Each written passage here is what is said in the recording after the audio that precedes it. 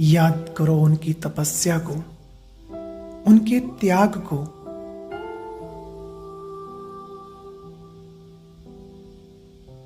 कैसी त्याग मूर्त, तपस्वी मूर्त है मम्मा।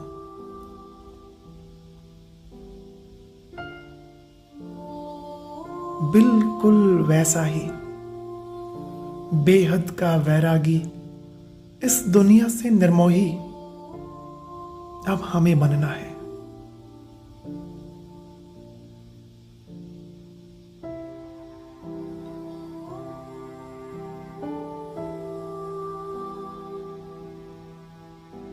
एक एक करके मीठी मम्मा के सभी गुण व शक्तियों को अपनी स्मृति में लाएं।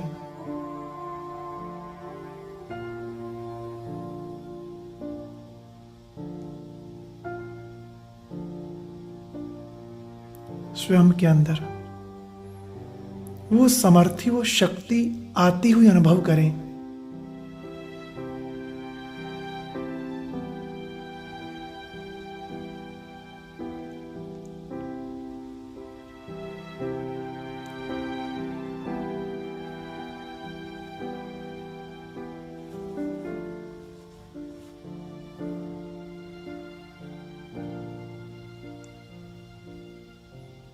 एक एक गुण और शक्ति हमारे अंदर प्रवाहित हो रही है।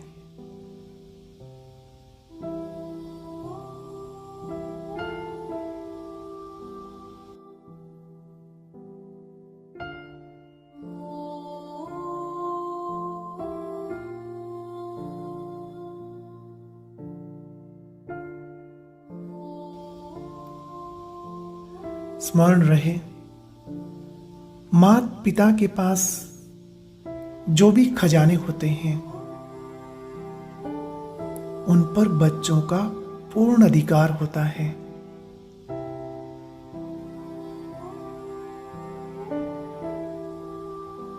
मम्मा की जो भी गुण शक्तियां हैं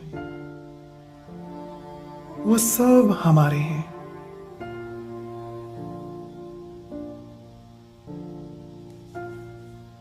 उनके सभी खजानों पर मुझ आत्मा का संपूर्ण आधिपत्य है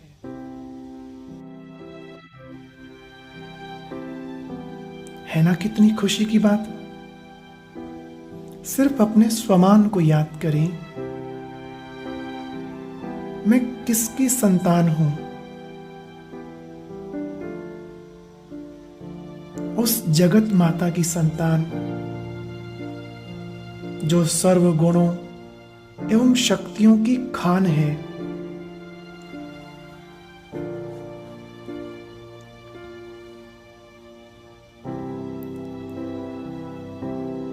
हमारी मम्मा ज्ञान स्वरूपा है, तो मुझ आत्मा का स्वमान क्या होना चाहिए।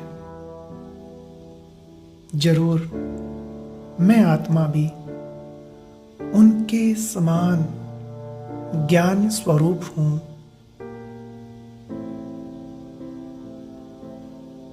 फील करें,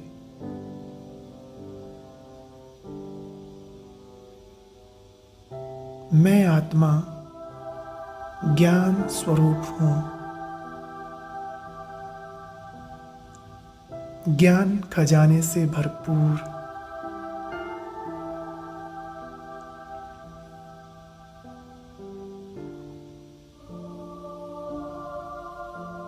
हमारी मम्मा शक्ति स्वरूपा है, तो मैं आत्मा भी शक्ति स्वरूप हूं।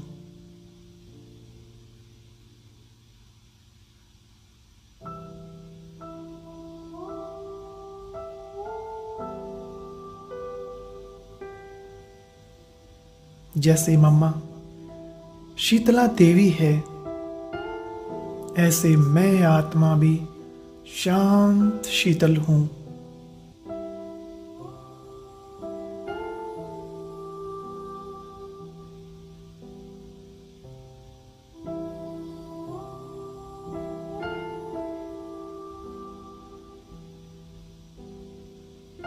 सर्व भक्तों की मनोकामना पूर्ण करने वाली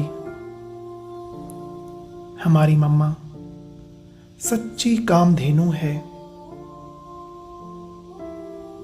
ऐसे मैं आत्मा भी मम्मा के समान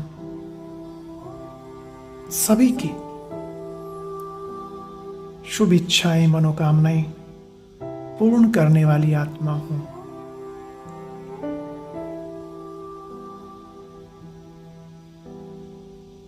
मम्मा के समान मैं आत्मा भी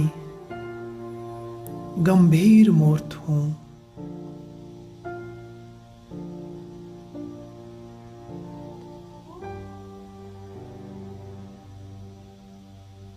मम्मा का ये स्लोगन सदा याद रहे। हर घड़ी अंतिम घड़ी है और हुक्म ही हुक्म चला रहा है। जो वो श्रीमत दे उस पर चलते चलो, उसी में हमारा कल्याण है।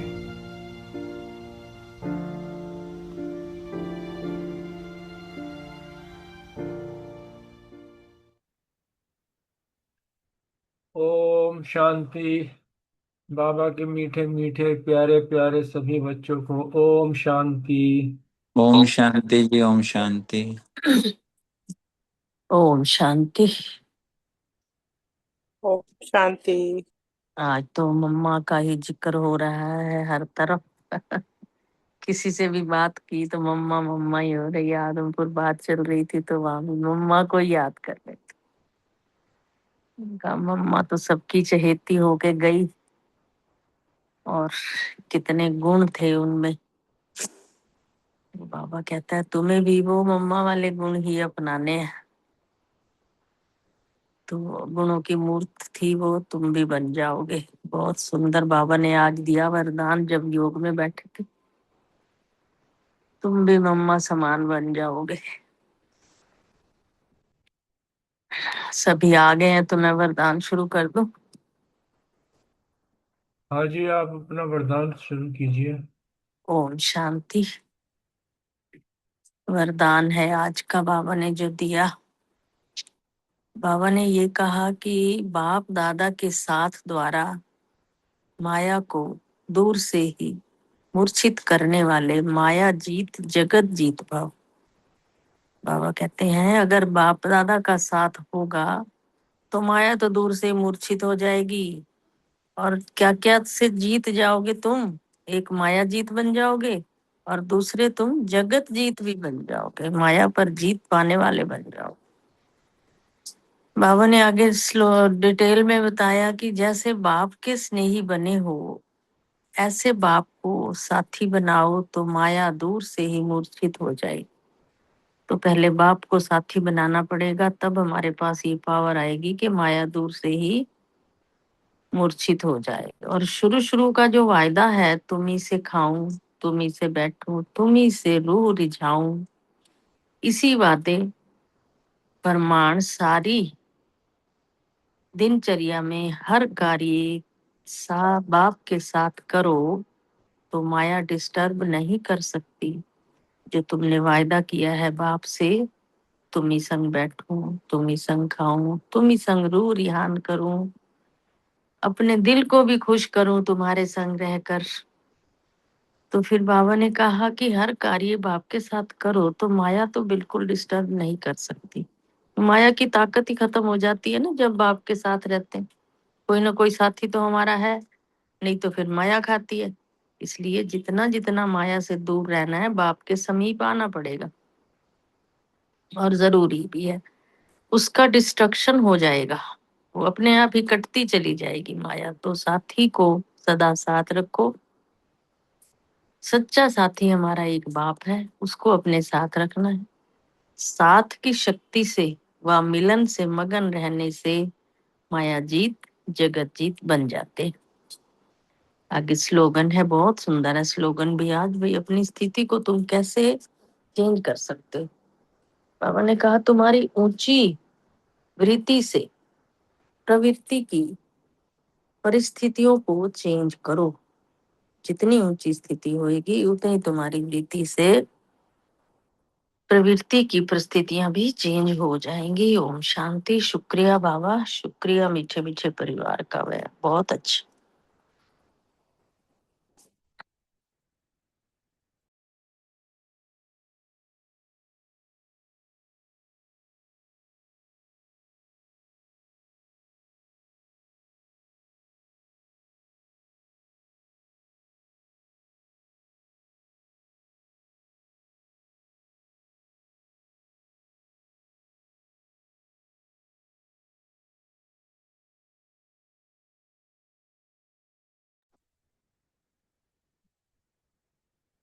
ओम शांति।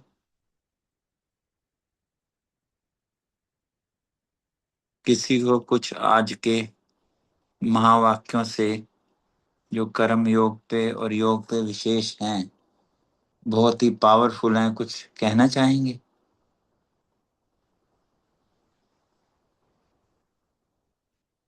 साकार मूल्य की बात कर रहे हैं।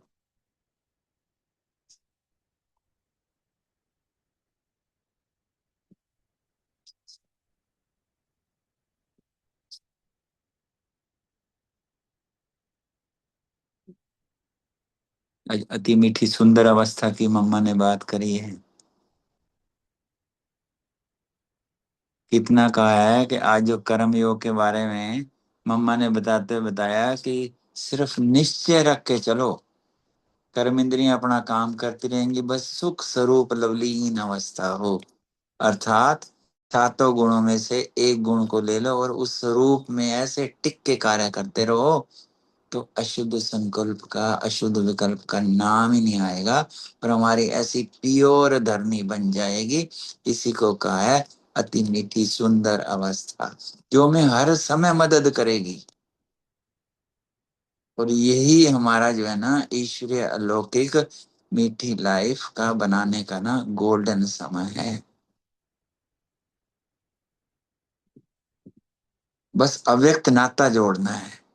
और बड़ा सुंदर इशारे से इससे लिंक बताया कि जो हमारा अव्यक्त रूपी दर्पण है ना, वो साफ और स्पष्ट कब होएगा? क्योंकि साफ और स्पष्ट चाहिए, तभी जो बताया ना कर्म योग रहेगा, वो तब रहेगा जो तीनों चीजों का हम विशेष ध्यान रखेंगे। सरलता भी हो, श्रेष्ठता भी हो और सहनशीलता हो। बाकी तो बड़ी विशेष बातों पे ध्यान खिंचवाया, आप सबने भी ध्यान दिया होगा। अगर किसी को कुछ कहना है तो ठीक, नहीं तो हम आगे बढ़ते हैं। बढ़े विजय भाई, आगे बढ़े।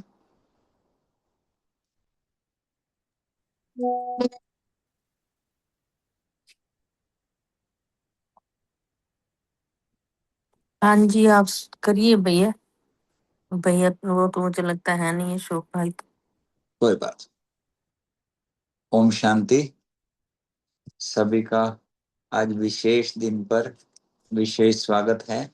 सभी की आज बहुत अच्छी अवस्था है, क्योंकि मम्मा के संग का रंग तो सबको लगा ही ना है ना। तो मम्मा की एक एक बात मम्मा समान बनाने वाली थी। आज के महावाक्य जो है ना 31/12/1991 के हैं, जो नव वर्ष पर उच्चारण हुए हैं, प्लस तपस्या वर्ष चल रहा है, प्लस बाबा ने इन महावाक्यों में अव्यक्त मास के लिए भी विशेष हमें कहा है कि विशेष तपस्या वर्ष का तो लाभ लेना ही है, अव्यक्त मास का भी हम कैसे लाभ लेना है। इसमें कुछ पहले पार्ट को हम कवर कर लेते हैं, जो विशेष चीजें बताई आज। तो पहले पार्ट में जैसा कल हमारे अशोक भाई ने बहुत अच्छे से उसको रिवाइज कराया, हम सब ने चर्चा भी की, पर टॉपिक ही इतना सुंदर है कि यथार्थ चार्ट का अर्थ ही है पी पी, प्रगति भी हो, परिवर्तन भी हो, चेकिंग तो हो, चेंज हो, पर चेंज का पार्ट जो बताया प्रगति वाला हो, ज्यादा चढ़ती कला वाला हो। इसमें ये बताया कि जो ये संगम युग का जो समय है ना, ये हमें सर्व प्रकार की नवीनताएं लाने का युग है, एक प्रकार की नहीं, हर तरीके की। क्योंकि जो ब्राह्मण जीवन है ना, ये नया जीवन, नई नॉलेज, क्या हम फील करते हैं? हमारा दिन रात हर समय हर सेकंड नया लगता है?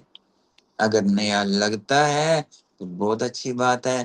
और अगर कहीं पे भी हल्का सा भी नया नवीनता नहीं लगती, तो हमें स्पेशल अटेंशन देने की आवश्यकता है।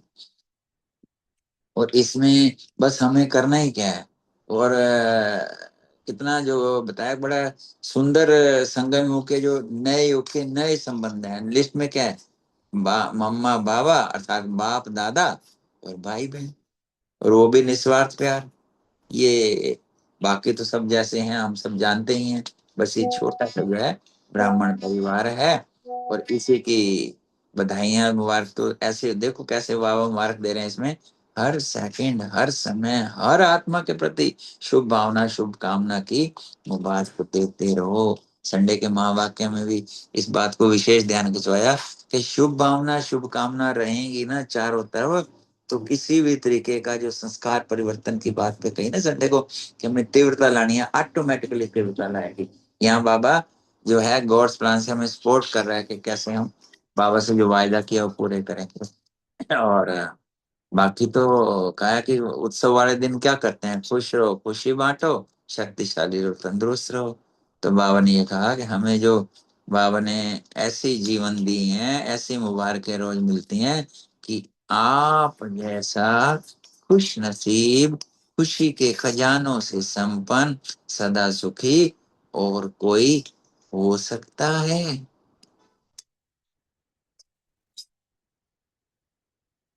आगे बाबा कह रहे हैं और क्या करते हैं उस समय? पार्टियां करते हैं ना।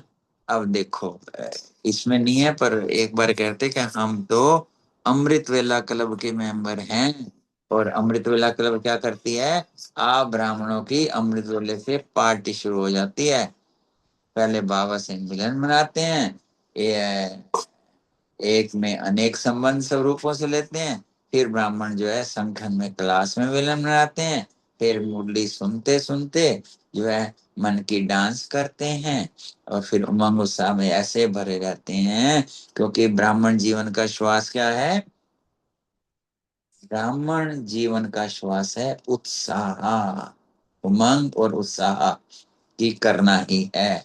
वही कहते हैं ना कि जैसे शरीर में श्वास की गति यथार्थ चलती है, अच्छी तंदुरुस्ती मानी जाती है, तो ऐसे ही जो है हमें किसी भी तरीके की निराशा ना हो। जब क्या बताया, जब सर्व आशाएं पूर्ण करने वाले बाप के बन गए, तो निराशा कहाँ से आई? आपका ऑक्युपेशन क्या बताया? निराशावादी को आशावादी बनाना। बहुत दुनिया निराश है। बाबा ने यही बताया, क्योंकि संगम युग जो है नवीनताओं का युग है। फिर बाबा ने कहा कि तपस्या वर्ग में अलौकिक नवीनता लाए, या वही पुरानी चाल चल रहे हो? बाबा ने यहाँ ये कहा कि लेकिन वेकिन की पूंछ को भगाओ, और कभी कभी बाबा को अच्छा नहीं लगता है। हमेशा हमारी ना सदा श्रेष्ठ परसेंटेज की नवीनता लाओ। 70, 71, 75, 80 अर्थात परसेंटेज में हम प्रगति में जाएं। जैसे ब्लड प्रेशर देखते हैं ना, बाबा कह रहे हैं जो बाप दादा पुरुषार्थ का प्रेशर देखते हैं बहुत अच्छा लगता है, लेकिन ये कभी कभी बाबा को बिल्कुल अच्छा नहीं लगता। बाबा कह रहे हैं बाप इनाम देने आया है, आप इनाम के पात्र हो। बस 3 प्रकार के संतुष्ट रहो। पहले में तो साक्षी हो के खुद को चेक करना है, क्या हम सच्चे मन और सच्चे दिल से राजी हैं। फिर इसी तरीके से याद की परसेंटेज में बाबा जैसे चाहते हैं वैसे हैं। और तीसरा जो है ब्राह्मण परिवार, फिर हम इसके लायक बनेंगे। पुरुषार्थ की विधि और वृद्धि की भी मार्क्स लें, विधि भी होए और वृद्धि भी हो। फिर आगे बताया कि जो यथार्थ तपस्या के निशानी क्या है? कर्म में, संबंध में, संस्कार में तीनों प्रकार की नवीनता की विशेषता सौम्य अनुभव हो। और यथार्थ चार्ट के बताया कि हर सब्जेक्ट में प्रगति भी परिवर्तन भी, और परिस्थितियां कैसे भी हों हमारी स्व स्थिति हमेशा शक्तिशाली रहे, और हर परिस्थिति मनोरंजन की तरह पार हो जाए, याद हमारी शक्तिशाली रहे। आगे बताया कि स्मृति और समर्थी दोनों साथ साथ रहना, इसको कहते हैं नंबर 1 प्राइज। जैसे भाई का एग्जाम्पल देते, अर्थात स्मृति और समर्थी। जैसे आज के वरदान में बताया ना एक साथ स्मृति है, और बिल्कुल स्मृतियों की कौन साथ दे रहा है? जब वो साथ, स्नेह तो है पर साथ साथ में है ना, तब जाके माया जीत, जगत जीत, माया मोक्ष दोष। ये स्मृति का पाठ है। बाबा ने फिर कहा अभी वर्तमान, हाँ अब आप देखो समय तो बीत गया, पर अभी भी वर्तमान और भविष्य श्रेष्ठ बना सकते हो, अभी से जाको। फिर बाबा ने यही कहा, जो ये हमारा, क्योंकि 31 तारीख की मुरली है, 31/12 की, जनवरी मास एक एक्स्ट्रा जो है अव्यक्त मास होता है, तो इसमें बाबा ने यही कहा कि इस मास में 30 दिन, अगर बाबा ने 3S की बात करी है, जैसे वहां अव्यक्त महावाक्यों में कहा था ना कि अव्यक्त स्थिति का दर्पण अगर स्पष्ट बनाना है तो श्रेष्ठता, स्पष्टता और सहनशीलता, और यहाँ 3 के कहीं बाबा ने इसी अव्यक्त मास में कराने के लिए 30 दिन हम सहज, स्वतः शक्तिशाली, इजी भी लगे और ऑटोमेटिक हो, कोई साधन का भी जरूरत ना हो, और शक्तिशाली विजयी आत्मा का अनुभव किया। कहता है कुछ भी आए कुछ भी हो, पर हम अंगद की तरह अचल रहे। अब आप देखो पॉइंट कितना सुंदर है कि वर्तमान को बाप समान श्रेष्ठ सहज बनाए, अंडरलाइन करने वाला पॉइंट है, और भविष्य को सदा सफलता के अधिकार से देखना। आज हम बाप समान है, वो कहते हैं ना बाप और वर्षे को, और भविष्य सफलता का अधिकार दिखे कि लक्ष्मी नारायण बने कि बने। मम्मा को विशेषता बता रहे थे, बाबा ने बताया, साक्षात्कार नहीं कराया लक्ष्मी का, बताया कि तुम लक्ष्मी बनने वाली हो, तो लक्ष्मी के गुण आ गए। इस विधि से सिद्धि को प्राप्त करना, अंडरलाइन क्या है, कभी नहीं अभी अभी।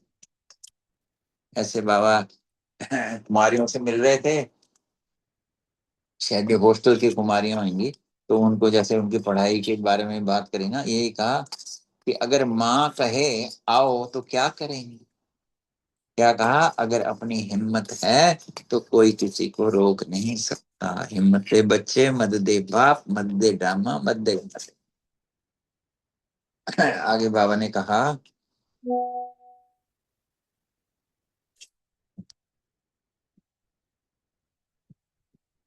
पार्टियों से मुलाकात कर रहे थे और इसमें बात आई महान देश की, देशों में देश महान, भारत महान, और भारत महान किससे बना है? भारतीयों से बना है। आप आत्माओं से बने हैं, नामी ग्रामी आत्माओं से बने हैं। इतनी महानता की आप महान आत्माएं हो, इसका नशा कितना श्रेष्ठ है। गली गली में मंदिर देखेंगे तो नशा समृद्धि में रहे, क्योंकि बाकी कोई कितने भी हैं उनका विधि पूर्वक इस तरीके से ना गायन, ना मनन, ना वो होता है। आगे इसी में बाबा ने कहा कि सदा एक बात अंडरलाइन कराई कि अपने विधि पूर्वक पुरुषार्थ में लगे रहो। विधि को नहीं बोलना, विधि पूर्वक, विधि की ही सिद्धि है, मन से नहीं होएगा। जो बाबा ने विधि बताई है उस विधि से ही हम चले। तो इस तरीके से अब हम महावाक्यों को थोड़ा सा विस्तार से ले लेते हैं। इसमें एक दो प्रश्न रिवाइज किए गए हैं कल के महावाक्यों से, बड़े सुंदर हैं, वो उसी से ले लीजिएगा। पर हम मुरली आगे से शुरू करते हैं। अभी भी विशेष स्मृति मास एक्स्ट्रा वरदान प्राप्त करने का मास है। जैसे तपस्या वर्ष का चांस मिला, ऐसे स्मृति मास का विशेष चांस है। इस मास के 30 दिन भी अगर सहज, स्वतः शक्तिशाली विजयी आत्मा का अनुभव किया तो यह भी सदा के लिए नेचुरल संस्कार बनाने की गिफ्ट प्राप्त हो सकती है।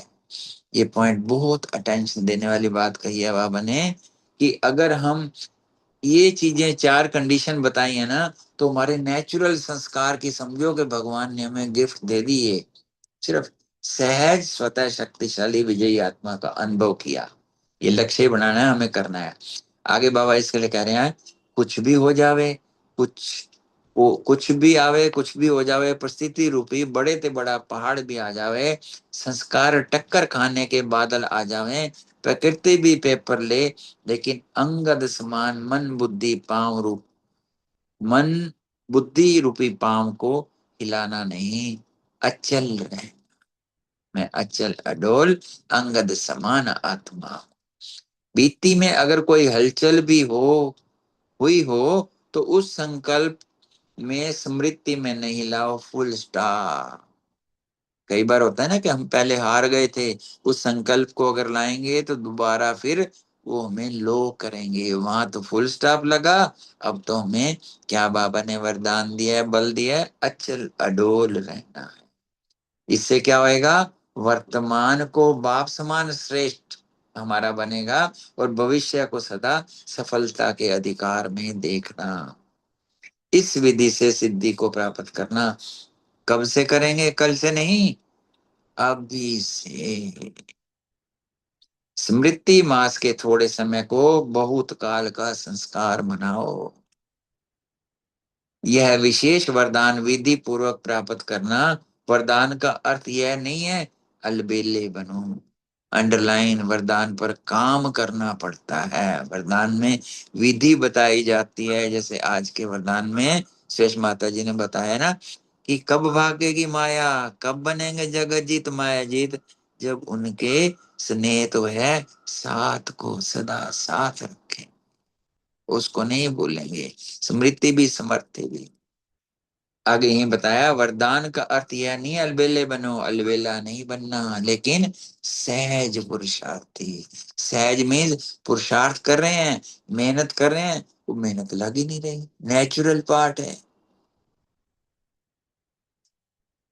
आगे बाबा कुमारियों के संगठन से मिल रहे हैं, शायद हॉस्टल की कुमारी हैं। आगे बैठने का चांस मिला, क्यों मिला, सदा आगे रहना है। कभी हम आगे की सीट पे बैठ जाएं तो सदा याद रखें हमें हर चीज में आगे रहना है। समझा, पका हुआ फल बनकर निकलना। कुमारियों को कह रहे हैं पका हुआ फल, अर्थात हर सब्जेक्ट में हर तरीके से पक के निकलना, कच्चा नहीं। सभी पढ़ाई पूरी कर सेंटर पर आ जाएंगे या घर जाएंगी, पढ़ने वाली कुमारी है ना। अगर माँ कहे आओ तो क्या करेंगी, अगर अपनी हिम्मत है तो कोई किसी को रोक नहीं सकता। इन माँ वाक्यों ने, सिंगल लाइनें कितनों के जीवन को परिवर्तन कर दिया होगा, बल भर दिया होगा, शक्ति भर दी होगी कि हमें कोई रोक नहीं सकता। शिव भगवान आवाज, थोड़ा थोड़ा आकर्षण होगा तो रोकने वाले रोकेंगे, जरा भी आकर्षण हुआ किसी चीज का रोकने वाले रोकेंगे।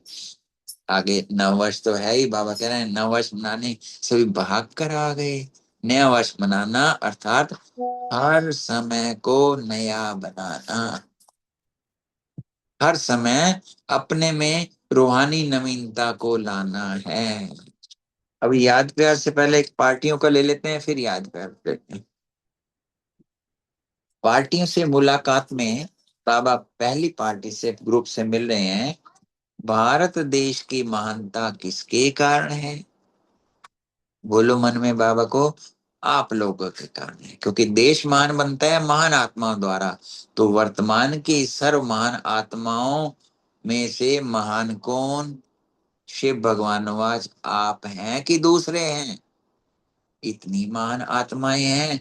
अब चक्कर की समाप्ति में भी भारत महान, आप महान आत्माओं के कारण गाया जाता है। और जब कोई देश में इतनी महान आत्माओं का गायन पूजन नहीं होता, चाहे नामी ग्रामी धर्मात्माएं हो गई, राजनेता हो गए, आजकल के जमाने के हिसाब से वैज्ञानिक वैज्ञानिक भी नामी ग्रामी है, लेकिन किसी देश में उस देश की इतनी महात्माओं के मंदिर हो, यादगार हो, पूजन हो, गायन हो, वह कहीं नहीं होगा।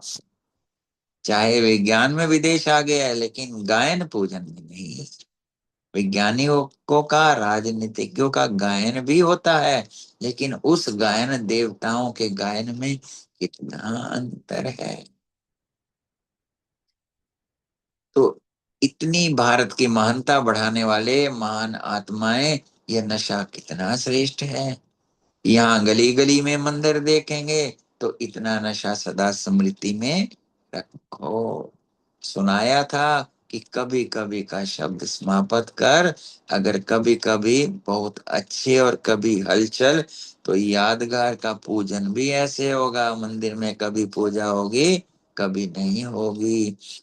और कहते हैं लेकिन किसका सदा होता है, किसका कभी कभी, क्योंकि इस समय पुरुषार्थ में जो कभी कभी करते हैं, पूजन भी कभी कभी। जितना यहाँ विधि पूर्वक अपना श्रेष्ठ जीवन बनाते, उतना विधि पूर्वक पूजा होती है। तो मैं कौन, हर एक अपने आप से पूछे। अगर दूसरा आपको कहे कि आपका पुरुषार्थ तेज नहीं लगता, तो मानेंगे या उसको इस बात से हटाने की कोशिश करेंगे? लेकिन अपने आप तो जो हो जैसे हो जान सकते हो। बाबा कह रहे हैं छोड़ो दूसरों को, अपने आप तो जान सकते हो। इसलिए सदा अपने विधि पूर्वक पुरुषार्थ में लगे रहो। ऐसा नहीं कहो पुरुषार्थ तो है ही, पुरुषार्थ का प्रत्यक्ष स्वरूप अनुभव हो, दिखाई दे, महान हो। हे महान आत्माओं, भारत की महिमा को सुनते क्या सोचते हो, यह किसकी महिमा हो रही है? ऐसे महान अनेक बार बने तो तब तो गायन होता है ना। अब उसको रिपीट कर रहे हैं, बने थे, बनना ही है, सिर्फ रिपीट करना है। तो सहज है ना महान आत्माओं, सहज है ना? चाहे संपर्क में आते, चाहे स्वयं के प्रति कर्म में आते, दोनों में सहज हो। मतलब खुद कोई काम करो कर्मयोगी सहज, या आपस में सेवा में मिलके काम करो भी निमित्त बन के सब कुछ सहज। जो मुश्किल काम होता है वह भारी होता है, भारी के कारण मुश्किल होती है, पर जहाँ सहज वहां हल्का। हम तो सब सहज है ना। तो डबल लाइट या सिंगल लाइट, चाहे व्यवहार हो या परमार्थ, सेवा में हो या घर में हो, व्यवहार में भी सहज, परमार्थ में भी सहज।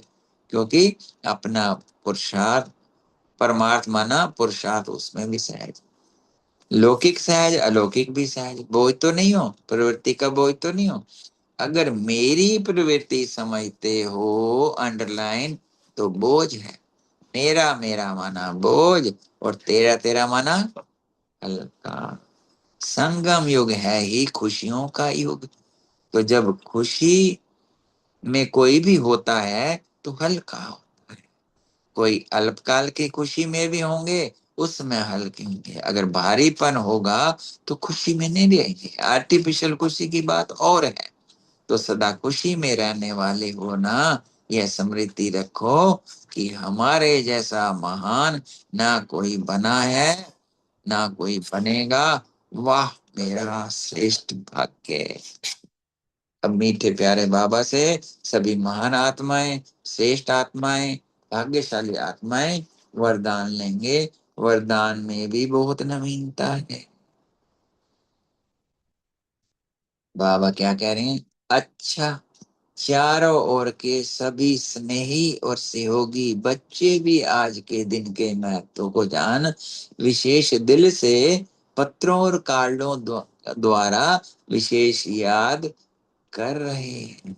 तो बाप दादा के पास पोस्ट करने से पहले पहुंच जाता है। देखो बाबा का कितना सिस्टम तेज है। ये तो अब निकले हैं ईमेल और व्हाट्सएप, बाबा का सिस्टम शुरू से ही ऐसा है। लिखने से पहले पहुंच जाता है। व्हाट्सएप में तो लिखना पड़ता है, मेल में लिखना पड़ता है। संकल्प किया, पहुंच गया। इसलिए कई बच्चों के सहयोगियों के कार्ड पीछे पहुंचेंगे। पहले यहाँ से जाते थे ना, लेटर देते थे। कई बार बोलता है ना, हमारी याद प्यार देना बाबा को। बाबा को तो यहाँ जिसको बोलते हो जाएगा मधुबन, वो वहां जाके देगा। पर आप बाबा को तो अभी मिल गई। लेकिन बाप दादा पहले ही से ही सभी को नए युग में नए दिन की मुबारक दे रहे हैं। बाबा उसी समय दे देते हैं। जैसे कोई प्रोग्राम होता है ना, तो आजकल लोग क्या करते हैं, अपनी टीवी खोल के बैठ जाते हैं। और बाबा देखो क्या करता है। तो सभी रूहानी बच्चे अपनी बुद्धि का दूरदर्शन का स्विच ऑन करके बैठे हो। बाबा को जब याद किया ना, बुद्धि का दूरदर्शन का स्विच ऑन करके बैठे हो। बाप दादा चारों ओर के मुबारक पात्र बच्चों को हर सेकंड की मुबारक और दुआएं रिस्पॉन्ड में दे रहे हैं। हर समय की याद और प्यार, यही दुआएं बच्चों के दिल की उमंग उत्साह बढ़ाती हैं। तो सदा स्वयं को सहज, पुरुषार्थी और सदा पुरुषार्थी, सदा विद्धि से वृद्धि प्राप्त करने वाले योग्य आत्माएं बनाए उड़ते रहो। आगे बाबा कह रहे हैं, ऐसे सदा वर्तमान को बाप समान बनाने वाले और भविष्य को सफलता स्वरूप बनाने वाले श्रेष्ठ बधाई के पात्र आत्माओं को बाप दादा का याद प्यार और नमस्ते। ऐसे रूहानी बाप दादा को हम सब रूहानी बच्चों की तरफ से याद प्यार नमस्ते, शुक्रिया बाबा, शुक्रिया एक एक रूहानी महान विशेष भाई बहन। अब हम 1 मिनट बाबा को याद करते हैं, फिर अपने अपने प्रश्न उत्तर लें।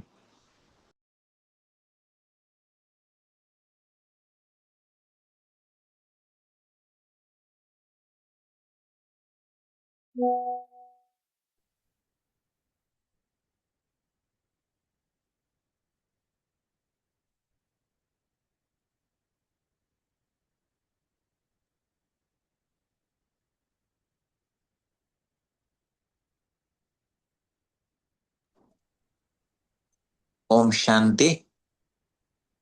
आज का पहला प्रश्न हमारे अशोक भाई वनीता बहन से है। बाबा ने यथार्थ चार्ट का अर्थ क्या समझाया? ओम शांति। थैंक यू बाबा।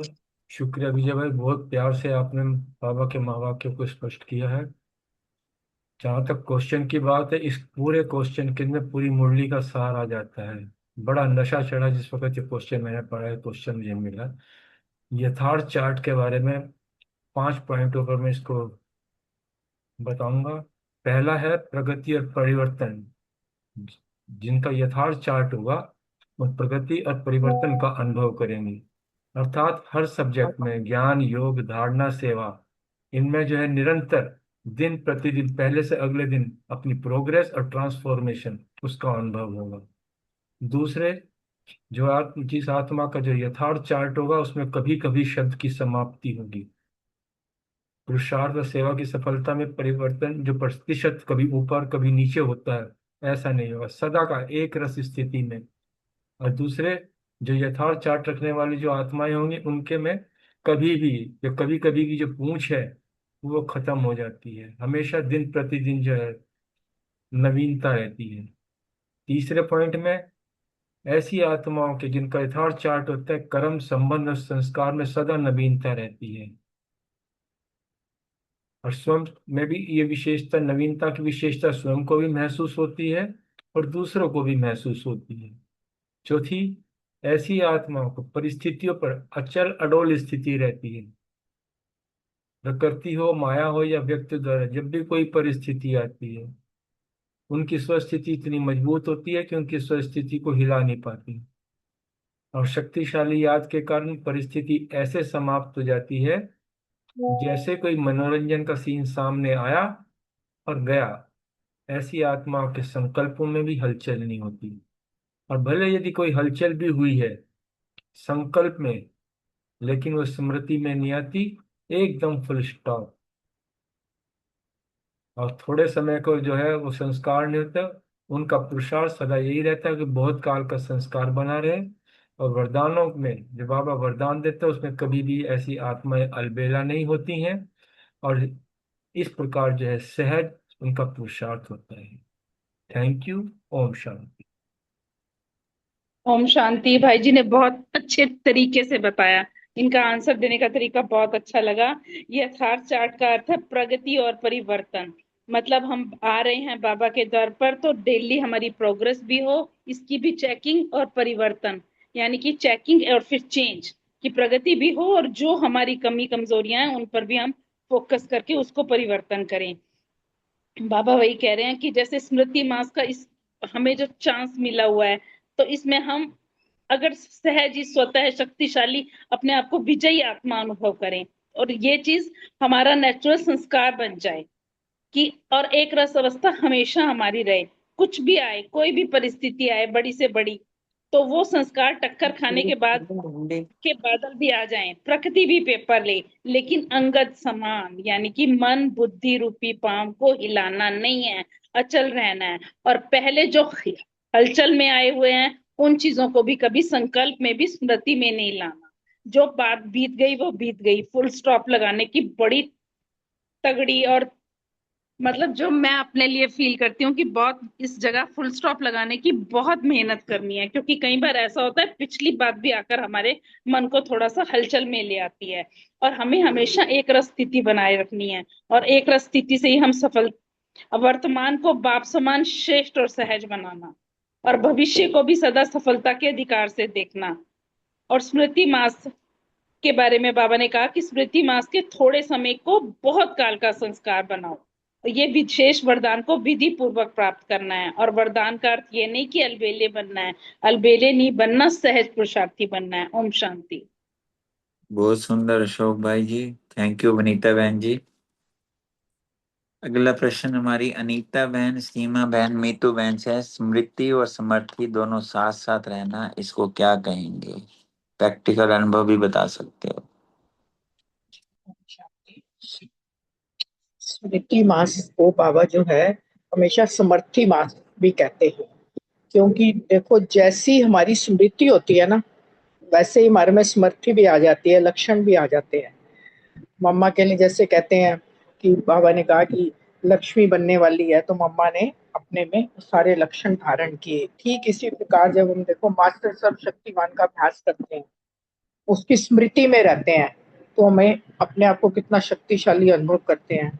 और स्पेशली स्मृति मास में कितनी तपस्या, स्मृति में रह के तपस्या करते हैं, योग का चार्ट अपना बढ़ाते हैं, तो कितना उससे हमें शक्ति मिलती है।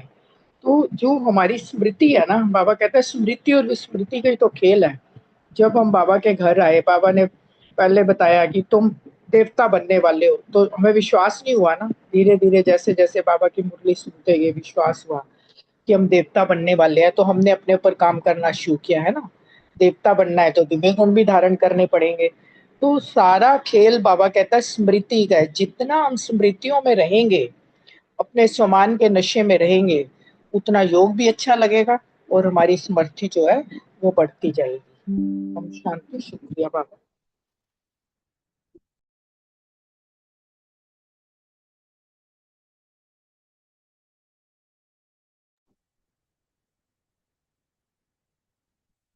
सीमा बहन जी, मीतू बहन जी नहीं।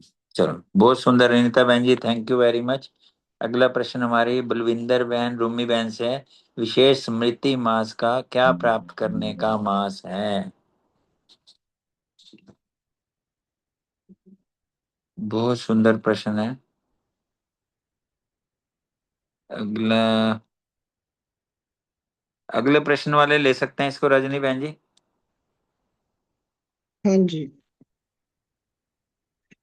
थैंक यू विजय भाई, बहुत सुंदर मुरली आपने समझाई, और मुरली है भी बहुत सुंदर है, और आज प्रश्न भी आपने बिल्कुल मेरे अनुरूप ही दिया। शुक्रिया बाबा का। स्मृति दिवस स्पेशल एक आशीर्वचन एक होती है, एक आशीर्वाद कहते हैं ना कि ये फसल यहाँ बो इस दिन तो अच्छे से भरपूर होती है। तो ये जो हमें बाबा ने, हम जो ये जनवरी मास चल रहा होता है, एक विशेष पावर हमें मिलती है बाबा से, एक विशेष पालना जिसको कह सकते हो। और उसके अंदर अगर हम पूरा मास एक अपने ऊपर अटेंशन देते हैं और उसको करते हैं जब, तो वो संस्कार जो हमारा हमें लगता है कि हमसे नहीं हो रहा और हमें उसको चेंज करना है, तो ये उसके अंदर उस मास में लगातार लगातार जब हम उसको करते हैं तो वो संस्कार हमारा पक्का हो जाता है। वो प्रेजेंट को भी ठीक कर देता है और फ्यूचर के लिए भी पक्का हो जाता है। उसमें पावर इतनी आ जाती है हमारे अंदर, तो ये सिद्धियां प्राप्त करने का वो कह सकते हो पावर लेने वाला वो मास है। तो उस थोड़े से समय में जो है हमें वो उस विधि से अगर हम करते हैं, और बाबा ने यहाँ ये भी कहा कि अचल डोल का जैसे आपने प्रश्न रखा कि अगर हमारा, जैसे एक बाबा कहते हैं ना, एक पैर निश्चय बुद्धि का दृढ़ता से उठाना, और वो दृढ़ता जब हमारे अंदर आ जाती है तो उसमें हम अचल हो जाते हैं। उसमें हलचल होते हुए भी हमारे अंदर जो है वो, ना हमारा मन कहीं इधर उधर जाएगा, यानी बाबा ने कहा मन और बुद्धि रूपी पांव को हिला नहीं सकता, ये हमारा पांव है।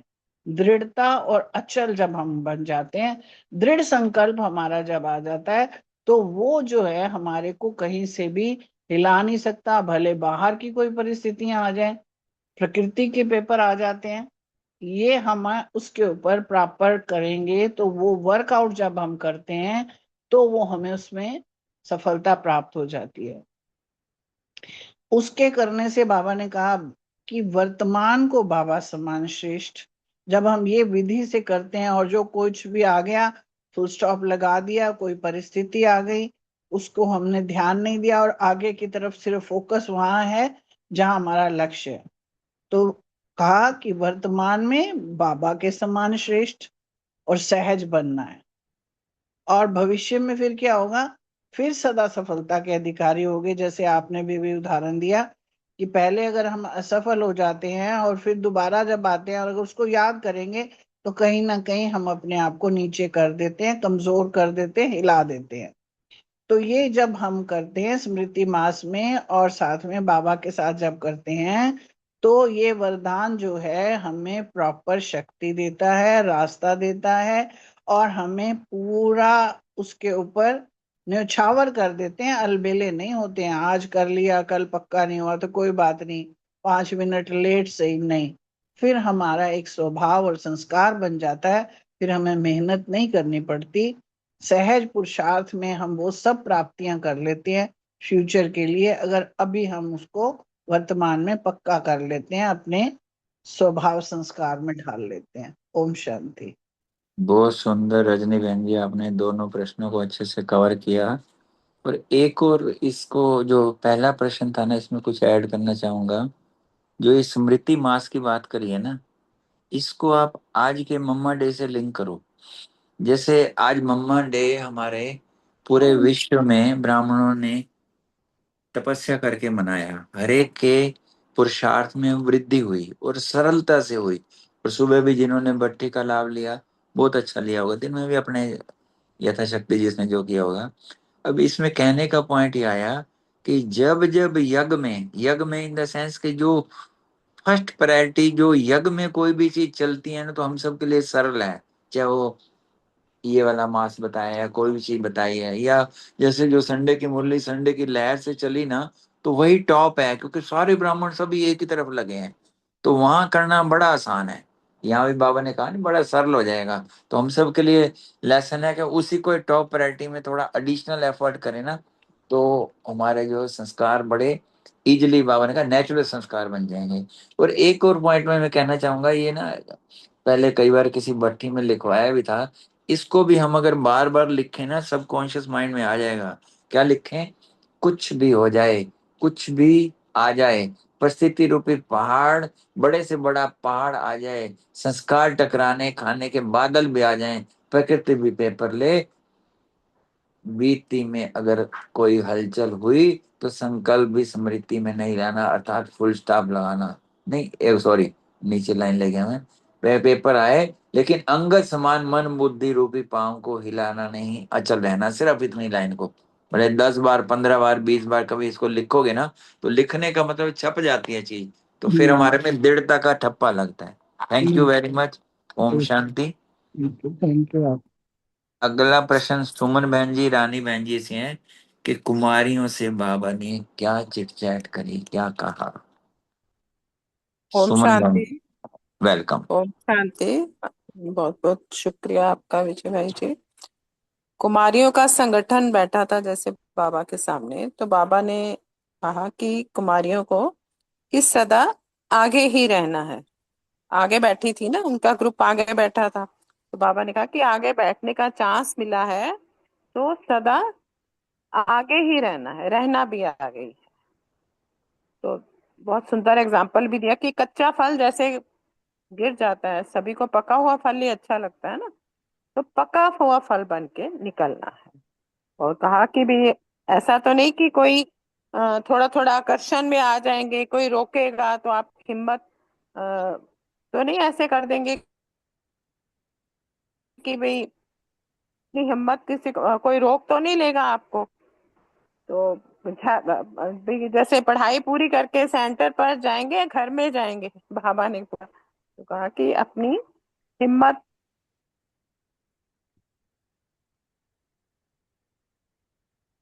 को रोक नहीं सकता है। तो ये बाबा ने कुमारियों को कहा।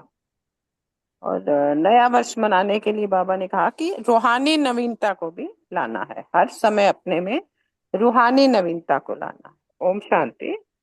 शुक्रिया। रानी ओम बहन जी। शांति जी। ओम शांति जी।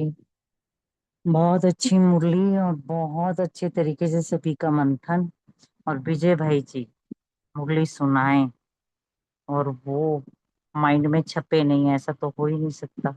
बाबा के बहुत लाडले बच्चे हैं, बड़े अच्छे तरीके से बाबा के महावाक्य समझा समझा कर उच्चारण करते हैं। बहुत बहुत शुक्रिया मेरे बाप दादा का। यहाँ बाबा जिसका हाथ चयन स्वयं परमपिता परमात्मा कर लें, उसे काहे के आकर्षण रोकेंगे, काहे के कोई लौकिक वाले रोकेंगे या कोई और रोकेगा? कोई नहीं रोकेगा। यहाँ बाबा कुमारियों का और उमंग उत्साह बढ़ाते हुए, उन्हें और समझाने देते हुए, उनका रास्ता आसान बनाते हुए उनको मंजिल तक पहुंचाने के लिए प्रेरित कर रहे हैं। देखो कि आगे बैठे हो, आगे बैठने का चांस मिला है तो सदा आगे रहना, मंजिल तक पहुंचना है, सदा आगे आगे बढ़ते रहना। इसलिए आपको भगवान आगे बैठने का चांस दे रहा है। और हम बाबा ने देखो कहा है, पका हुआ मीठा फल बनना, कच्चा मत बनना कभी भी। सभी पढ़ाई करके पूरी सेंटर तक पहुंचना, घर मत वापस जाना। कोई बुलाए, किसी भी तरह का आकर्षण हो, किसी भी तरह का कोई भी रोकने वाले हो, लेकिन जब ठान ली कि हमें परम पिता परमात्मा के रास्ते पर चलना है, उनका सहयोगी बनना है और बहुत आत्माओं को रास्ता दिखाना है, पवित्रता का सच्चा रास्ता बाप दादे का वर्षा दिलवाना है, तो वो कुमारियां निमित्त बनती ही बनती हैं। बाप दादा यहाँ बहुत हिम्मत बढ़ाते हैं, बहुत ज्यादा समझाने देते हैं। ओम शांति जी। शुक्रिया बाबा का, शुक्रिया आप सभी का। बहुत अच्छा सुमन बहन जी, रानी बहन जी। अगला प्रश्न हमारी महान आत्माएं रमणी भाई जी और प्रीति बहन जी। भारत देश की महानता किसके कारण है और बाबा ने क्या क्या विशेष इसमें बताया? ओम शांति। Thank you. महान महान कोई देश महान तब होता है जब उसमें जो रहने वाले महान होते हैं। जो ऐसे देखा जाए तो अमेरिका धनी राष्ट्र कैसे है ना, वहाँ पे धन ज्यादा है, धनी लोग ज्यादा है। तो ऐसे महान आत्माओं के कारण ही देश का नाम, देश महान होता है। क्योंकि हम महान आत्माएं इसलिए है कि हमको भगवान परमात्मा के साथ हमारा रिलेशन है डायरेक्ट, और भगवान आके हमको ढूंढता है अपने कार्य के लिए। हम खुदा ही खिदमतगार हैं। हम ही महान है क्योंकि हम पवित्रता को धारण करते हैं और दुनिया को पवित्र बनाते हैं। तो बहुत सारे महानता है हम आत्माओं के अंदर, जो हमारी पूजा भी कैसे होता है जो और कहीं नहीं होता। तो इस कारण से हम जहाँ रहते हैं वही महान बन जाता है, क्योंकि भगवान खुद इस देश में आते हैं, इसलिए महान है। ओम शांति। ओम शांति। थैंक यू विजय भाई, बहुत सुंदर मुरली। थैंक यू रमनी भाई, बहुत सुंदर एक्सप्लेन किया। भारत देश की महानता किसके कारण है? सबसे पहले तो भारत देश इसलिए महान है क्योंकि स्वयं भगवान इस धरनी पे आते हैं। इस धरनी पे भगवान आते हैं, फिर वो देश महान बनता है, और फिर हम महान आत्माओं से भी महान बनता है, क्योंकि हमें भगवान स्वयं चुन के अपना बच्चा बनाते हैं, और हमारे इसीलिए भारत महान बनता है। और फिर वैसे तो कोई भी देश महान कैसे बनता है कि कोई नामी ग्रामी धर्मात्माएं हों या राजनेताएं हों या वैज्ञानिक हों, लेकिन हमारा भारत देश क्यों महान है? क्योंकि यहाँ मंदिर है, यादगार है, पूजन है, गायन जो यहाँ होता है और कहीं भी नहीं होता। तो और ऐसे भारत की महानता बनाने वाले हम महान आत्माएं हैं, क्योंकि यहाँ पर हम देखेंगे गली गली में मंदिर है, और हमें ये नशा ना स्मृति का हमेशा रखना है, कभी कभी का नहीं। क्योंकि अगर हम कभी कभी का रखेंगे तो पूजन भी कभी कभी का होएगा। इसलिए जितनी हम विधि पूर्वक अपना श्रेष्ठ जीवन बनाएंगे उतनी ही हमारी विधि पूर्वक पूजा होगी। इसलिए हमें सदा विधि पूर्वक पुरुषार्थ में लगे रहना है। और भारत की महिमा तो हम क्या सोचेंगे या सुनेंगे, क्योंकि ऐसे हम अनेक बार महान बने थे, बनना है और बनते रहेंगे। इसीलिए हमारा भारत देश महान है। ओम शांति। बहुत सुंदर रमनी बाई जी और प्रीति बहन जी। अगला प्रश्न हमारी कविता बहन, दीतू बहन और रेणु बहन से है। चाहे संपर्क में आते हो, चाहे स्वयं के प्रति कर्म करते हो, दोनों में सहज हो। हाँ जी, ओम शांति। बहुत प्यारी प्यारी सुंदर सुंदर मुरली और भाई साहब ने अच्छे से बहुत प्यार से बताई, हमें समझाई। और ये जो प्रश्न है ये बहुत प्यारा है कि चाहे संपर्क में आते हो किसी के, चाहे स्वयं के प्रति कर्म करते हो, है ना, दोनों में सहज हो। ये बाबा पूछ रहे हैं हमसे कि भारीपन तो नहीं होता है। तो बाबा जो बात हमें पूछते हैं ना, जब बाबा हमसे, तो बाबा को कहीं ना कहीं ऐसा लगता है ना, तभी वो हमसे पूछते हैं कि सभी बच्चों का पुरुषार्थ होता है ना, अलग अलग पुरुषार्थ होता है, सबके अलग अलग पुरुषार्थी बच्चे हैं। तो बाबा यही कहते हैं कि जो मुश्किल काम होता है ना, उसको अगर हम सोच सोच के या दूसरों के प्रति सोच के या करेंगे ना, तो उसमें क्या होता है, वो भारीपन आ जाता है। अगर हम उसके ऊपर कई तरह के विचार अपने रखेंगे सोचते सोचते, तो उसमें भारीपन होता है। भारी के कारण ही हमें वो मुश्किल लगता है, क्योंकि हम उसके बारे में इतने प्रश्न अपने मन में इकट्ठे कर लेते हैं ना, क्यों, क्या, कैसे। बाबा कहते हैं ना, क्यों लगा देते हो। तो अगर हम क्यों लगा देते हैं ना किसी भी अपने कर्म के प्रति, तो वो कार्य क्या होता है, बड़ा मुश्किल हो जाता है, हमें बहुत भारीपन लगने लगता है। और जहां सहज होगा, जो चीज हम सोच लेते हैं कि हाँ ये जो हुआ है या जो हो रहा है, ये ड्रामा अनुसार हूबहू रिपीट हो रहा है, तो वहां पर क्या होता है कि जब हमें ये पता चल जाता है कि ये हूबहू रिपीट हो रहा है, तो वहां क्या होता है, हल्कापन आने लगता है, क्योंकि वो सहज हो जाता है। हमें समझ आ गई ना जो ज्ञान दिया बाबा ने, तो हमें सहज लगने लगता है। और जहां सहजता आ जाती है ना, वहां पर दिमाग एकदम से लाइट हो जाता है, एकदम से हल्कापन महसूस होने लगता है। तो डबल लाइट हो या सिंगल लाइट हो, इसमें भी बाबा कहते हैं कि अपनी चेकिंग करो कि तुम डबल लाइट बन रहे हो या सिंगल लाइट बन रहे हो। चाहे वो अपने व्यवहार में हो, चाहे दूसरों के व्यवहार में हो, चाहे परमार्थ में हो, है ना। व्यवहार में भी बाबा कहते हैं सहज ही बनना है। परमार्थ माना अपना पुरुषार्थ, उसमें भी उत्तम और सहज। तो बाबा कहते हैं कि हर परिस्थिति में, हर कर्म में अपना पुरुषार्थ जो है ना, वो हमें सहज रखना है। सहजता से कार्य करने से हर कार्य हल्का हो जाता है और भारीपन से मुक्ति मिल जाती है। लौकिक में भी जब सहज, लौकिक में भी सहज और अलौकिक में भी सहज, अगर दोनों जगह हम सहजता को अपना लेते हैं, ड्रामा का जो पॉइंट है उसको अपने दिमाग में सहजता से रखते हैं, तो हमें किसी भी तरह का कोई भी बोझ नहीं होता। तो बाबा कहते हैं हल्के रहना है। ऐसे हो या प्रवृत्ति का थोड़ा बोझ है, देखो बार बार बाबा कहते हैं अपनी चेकिंग करते रहो कि अगर ऐसे बन गए हो तो बहुत अच्छा है, और अगर प्रवृत्ति का थोड़ा सा भी बोझ है ना, तो उसको भी उतार दो। कहाँ तक है मुझे नहीं पता इसका आंसर। तो उसको भी कहते हैं बाबा उतार दो। तो अगर मेरी प्रवृत्ति को समझते हो तो बोझ नहीं है, और मेरा मेरा माना तो बोझ हो गया। मेरी प्रवृत्ति समझते हो तो बोझ नहीं है, बोझ है। अगर वो मेरी प्रवृत्ति समझते हो तो बोझ है, मेरा मेरा माना, मैंपन जहां आ जाता है ना, वहां पर हमेशा भारीपन आ जाता है। और जहां पर हम तेरा तेरा कर देते हैं, वहां पे हल्का हो जाते हैं। तो संगम युग ही खुशियों का युग है। आगे संगम युग की इतनी विशेषताएं हैं जो हम अगर गिनने बैठे या आप सुनाने लगे तो बहुत कम है, क्योंकि संगम युग जो है ना, हमारा खुशियों से भरा हुआ युग है। इसी युग में हमें सब कुछ मिल जाता है, प्राप्तियां कर सकते हैं। ओम शांति। हाँ जी, ओम शांति। बहुत अच्छा बताया कविता बहन, और विजय भाई मुरली बहुत अच्छी समझाई, बहुत अच्छा लगा। तो कह रहे चाहे संपर्क में आते हो या स्वयं के प्रति कर्म करते हो, तो बाबा कह रहे दोनों में सहज रहना है, भारीपन नहीं लाना है। अगर मुश्किल काम होता है तो भारी लगता है। अगर हम मुश्किल समझे नहीं उस काम को, बाबा को कंबाइन करके, बाबा को साथी बना के अगर हम कोई कार्य करेंगे, तो वो सहज होगा और हल्का भी होगा। और बाबा कहते हैं कि चाहे व्यवहार में हो चाहे परमार्थ में हो, व्यवहार में भी सहज रहना है और अपने पुरुषार्थ में भी सहज रहना है। लौकिक में अलौकिक में सब में सहज है, बोझ नहीं करना बाबा कह रहे। और अगर मेरी प्रवृत्ति समझते हो तो बोझ है, वो तो है ही। जब भी हम कोई मेरा मेरा समझते हैं किसी चीज को भी, तो बोझ तो लगेगा ना। जब हम बाबा पे छोड़ देते हैं कि सब कुछ तेरा है, करवाना तो बाबा है ना, मैं तो नहीं मैं तू, तो एकदम हल्कापन आ जाता है। और फिर बाबा कह रहे कि संगम युग तो है ही खुशियों का युग। तो जब खुशी में कोई भी होता है तो मन हल्का रहता है, बड़ा कुछ, क्योंकि जब हम खुश होते हैं तो वो कितना अच्छा लगता है। तो कोई भी अकाल की खुशी में भी होंगे तो उस समय भी हल्कापन होगा। अगर भारीपन होगा तो खुशी में नहीं रहेंगे। तो इसलिए बाबा ये कह रहे कि स्मृति रखो कि हमारे जैसा महान न कोई बना है न बनेगा, वहां मेरा श्रेष्ठ भाग्य। ओम शांति, शुक्र। रेणु बहन जी,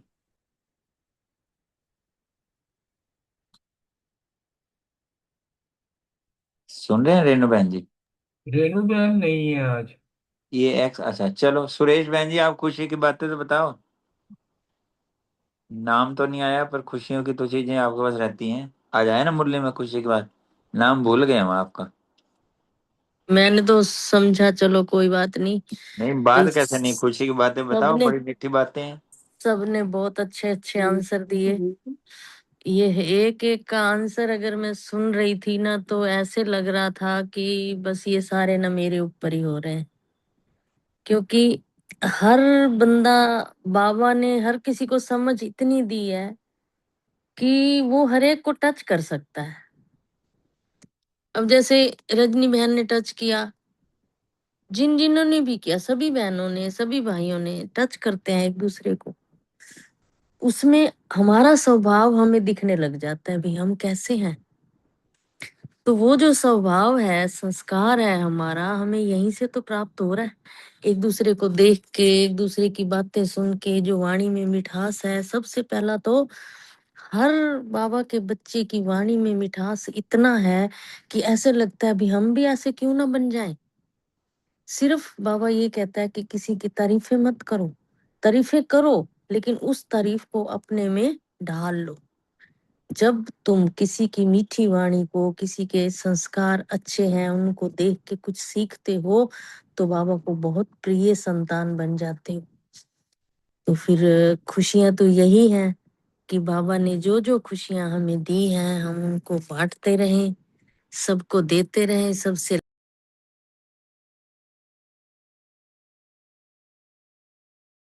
में बहुत कुछ है आज। जैसे कि बाबा ने मेरा क्वेश्चन दिया था, भाई अचल कैसे रहना है। अचल रहने के लिए बाबा ने कहा कि अंगद समान बनना है। सिर्फ ये नहीं कि उसको देखा और बन गए, ऐसे नहीं, पक्के हो जाओ। और एक अभी अनीता बहन ने एक बात बोली थी कि जब हमें ये पता चला कि बाबा के बने तो देवता बन रहे हैं, तो देवताई गुणों को हमने धारण करना शुरू कर दिया। कि जैसे बाबा ने कहा देवताओं वाला भोजन करना है, तो हमने कहा तथास्तु। बाबा ने जो हमें कहा वैसे वैसे हम उनके श्रीमत पर चलने लग गए। तो आज बाबा ने हमें उस लायक बना दिया कि हम देवताओं की लाइन में खड़े हो सकें, हमारा सिर शर्म से झुके नहीं। मुझे ये वर्ड उनका बहुत अच्छा लगा कि हम देवता बनने लगे। जब देवता का बाबा ने कहा तो हमने तभी से अपने आप में परिवर्तन लाना शुरू कर दिया। तो मुझे बहुत अच्छा लगा अनीता बहन आपका ये शब्द, बहुत मैं ऐसे ऐसे लग रहा था कि मेरे ऊपर ही आ रहा है सारा। भाई हमने भी बाबा के जब से बने, जब से बाबा से मिले, तब से गलती ना करने की गुंजाइश रखी कि कोई ऐसी गलती ना हो जाए कि हमें बाबा के सामने जाके शर्म से सिर झुकाना पड़े। थैंक यू सभी का, बहुत बहुत शुक्रिया आपका विजय भाई जी, आपका तो खासकर बहुत अच्छे आज आपने मुरली में जो पॉइंट्स बताए, मजा ही आ गया। ओम शांति जी, थैंक यू। शुक्रिया जी सुरेश माता जी, थैंक यू वेरी मच। एक एक भाई बहन का दिल से धन्यवाद, शुक्रिया अदा। ओवर तुम्हारे प्रिय रिस्पॉन्सिबल अशोक भाई जी। थैंक यू विजय भाई, सभी भाई बहनों का दिल से आभार। बस इस तरह ही टाइम पे, समय पे सब अपना योगदान देते रहें और हम अपना पुरुषार्थ सहज करते रहें। यही शुभ भावना है, शुभकामना है, अपने प्रति भी और सबके प्रति भी। Thank you. बाबा का प्यार से गीत सुनते हैं हम।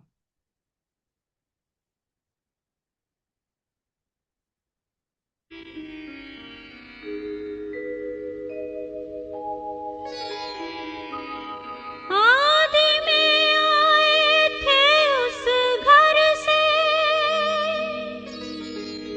अंत वहाँ ही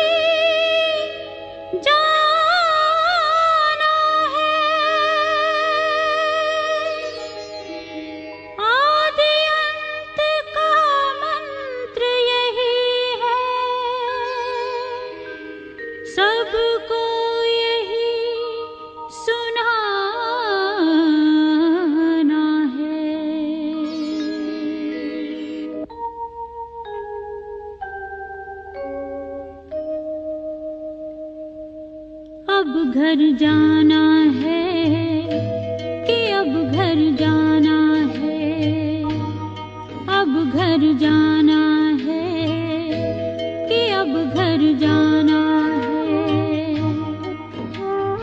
आदि अंत का मंत्र यही है, सबको यही सुनाना है। अब घर जाना है कि अब घर जाना है, अब घर जाना है कि अब घर जाना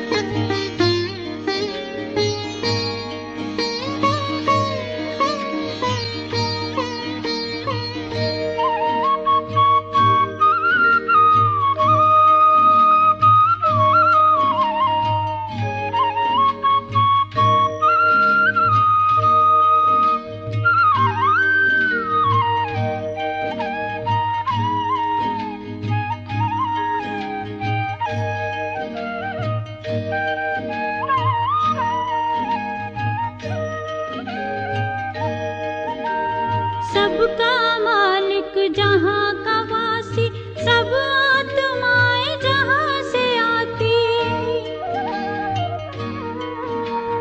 जिस घर के हम सब हैं भांति, जहाँ आत्मा शांति पाती। शांति धाम या ब्रह्मलोक वो, शांति धाम या ब्रह्मलोक वो, उसे न कभी भुलाना है।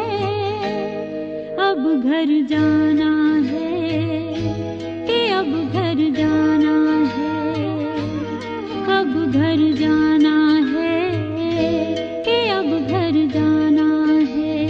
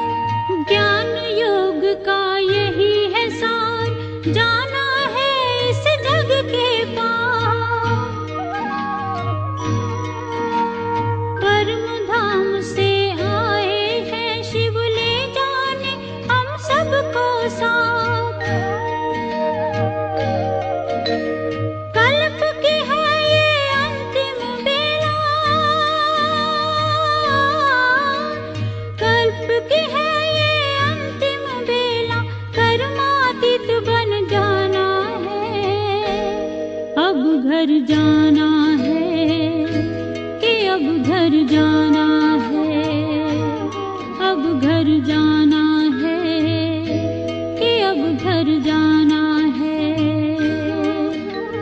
आदि अंत का मंत्र यही है, सबको यही सुनाना है। अब घर जाना है, कि अब घर जाना है, अब घर